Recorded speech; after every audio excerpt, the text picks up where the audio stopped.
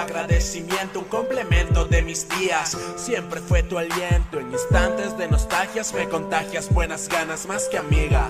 Te considero como hermana pequeña, de mente algo retorcida. Eres blanco fácil para contarte lo difícil. Sé que a veces soy imbécil sin saber que tú eres frágil, y a pesar de lo gris me pintas un arco iris. Niña rara, tú y tus dramas no concordamos en nada, excepto la carcajada en cada palabra que decimos. Representamos un concepto digno que define aquella expresión llamada amigos. Y a pesar de los pesares y a pesar de lo que digan, te has mantenido firme como mi mejor amiga. Y es que eres diferente, con ideas tanto cínicas, rara, y eso te convierte en única. Es que no existe una persona igual a ti, que en los malos momentos me haga sonreír.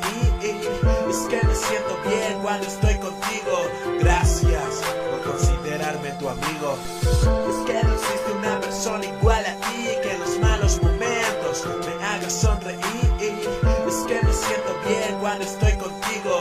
Gracias por considerarme tu amigo. Mi amiga incondicional, mil abrazos yo te envío. Cuando estoy triste me animas, e inmediato yo sonrío. En ti confío, te doy gracias, siempre estás para apoyarme, escucharme, regañarme y no dejar de aconsejarme. Tal vez seamos distintos pero también muy iguales, más nadie nos entiende. ¿Será que no somos normales? Los chistes, los apodos, toda esa efusividad comprueban que sin bullying no existe la amistad. Y aunque a veces peleamos por cosas sin razón, aunque a veces nos fastidiamos, siempre hay reconciliación. Es que amiga, quizás nunca te lo diga, quiero que nuestra amistad hasta que seamos viejos siga. Perdón si alguna vez no estuve para ayudarte, perdón si te herí o alguna vez llegué a fallarte. Sé que no es suficiente esto para agradecerte, pero eres mi mejor amiga y a tu lado soy más fuerte. Es que no existe una persona igual a ti, que en los malos momentos me haga sonreír.